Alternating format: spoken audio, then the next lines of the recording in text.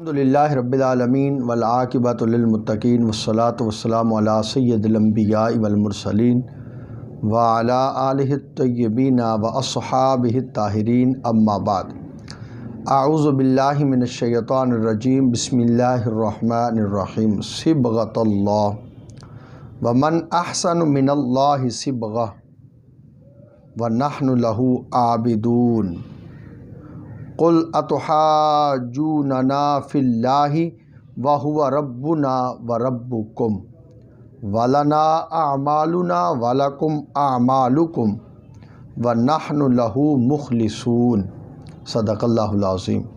اللہم صلی علی سیدنا و مولانا محمد وعلی آل سیدنا و مولانا محمد وبارک وسلم وصلی علیہ۔ تفسیر نور القرآن سورۃ البقرہ آیت نمبر 138 اور آیت نمبر 139 ہمارے آج کے درس شریف کا موضوع ہے۔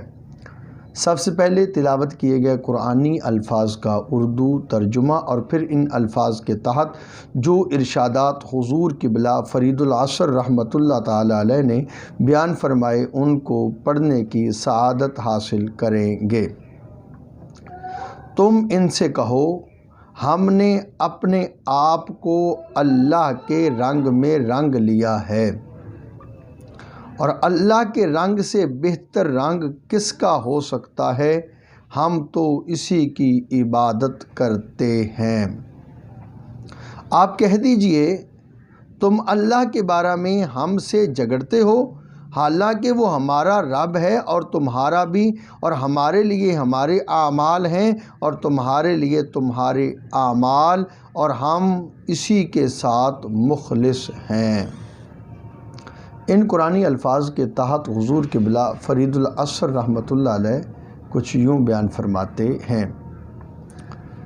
اس آیہ مبارکہ میں اللہ تعالیٰ کے رنگ کا ذکر ہے۔ اس رنگ سے کیا مراد ہے؟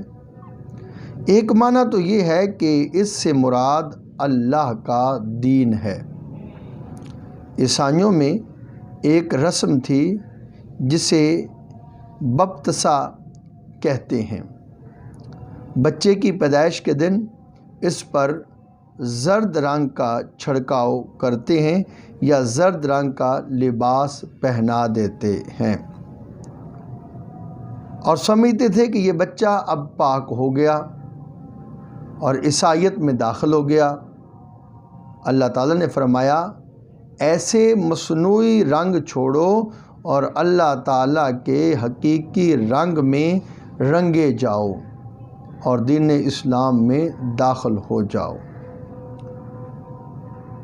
اس کا ایک معنی یہ بھی ہے کہ فطرت پر رہو، اور بچے کی فطرت اسلام ہی ہے۔ جیسے ارشاد نبوی ہے ہر بچہ فطرت اسلامی پر پیدا ہوتا ہے، پھر اس کے والدین اسے یہودی بنا دیں یا عیسائی۔ اس خدائی رنگ کا ایک معنی یہ بھی ہے کہ بندوں کو چاہیے کہ صفات الہیہ سے متصف ہوں۔ وہ رب ہے تو بندے کو بھی چاہیے کہ غریب پروری میں دلچسپی لے، بھوکوں کو کھلائے، اور غفور ہے تو بندے کو بھی چاہیے کہ لوگوں کو معاف کرے۔ وہ ستار ہے تو بندوں کو بھی چاہیے کہ اپنے بھائیوں کے جرائم پر پردہ ڈالیں اور بدنامی سے بچائیں۔ غرض وہ تخلقوا باخلاق اللہ کے مظہر ثابت ہوں۔ سیدنا حسن بصری رضی اللہ تعالیٰ عنہ فرماتے ہیں کہ اللہ کے معاملہ میں جھگڑا یہ تھا کہ یہود کہتے تھے ہم اللہ کے زیادہ قریب ہیں، کہ ہم اللہ کے بیٹے ہیں اور ہم تم سے پہلے ہیں۔ محبوب صلی اللہ علیہ وسلم ان کے اس موقف کے جواب میں آپ کہہ دیں آگے ہونے کا اعتبار نہیں بلکہ عمل اور اخلاص کا اعتبار ہے۔ اخلاص یہ ہے کہ عبادت میں ریاکاری سے پاک رہو۔ اخلاص کے بارے میں امام قشیری سے روایت ملتی ہے کہ حضور صلی اللہ علیہ وسلم نے جبریل سے پوچھا اخلاص کیا ہے، تو انہوں نے عرض کی حضور میں نے یہی سوال رب سے کیا تو جواب ملا یہ ایک راز ہے جسے میں نے اپنے بندے کے دل میں رکھا ہے۔ سعید بن جبیر رضی اللہ تعالی عنہ فرماتے ہیں اخلاص یہ ہے کہ رب کے ساتھ کسی کو شریک نہ ٹھہرایا جائے۔ بعض نے کہا کوئی کام لوگوں کی وجہ سے کرنا یا لوگوں کی وجہ سے نہ کرنا، ان دونوں صورتوں سے بچنا اخلاص ہے۔ بعض نے یہ کہا جس کام کو فرشتے لکھ نہ سکیں، شیطان برباد نہ کر سکے اور کسی انسان کو پتہ نہ چل سکے، یہ اخلاص ہے۔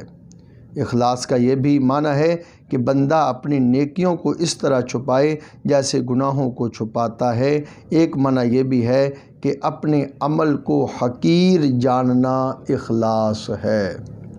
دعا ہے اللہ تعالیٰ نور قرآن سے ہمیں اپنے سینوں کو منور کرنے کی توفیق عطا فرمائے۔ وصلی اللہ تعالی علی حبیبہ سیدنا محمد وعلی آلہ وصحبہ اجمعین۔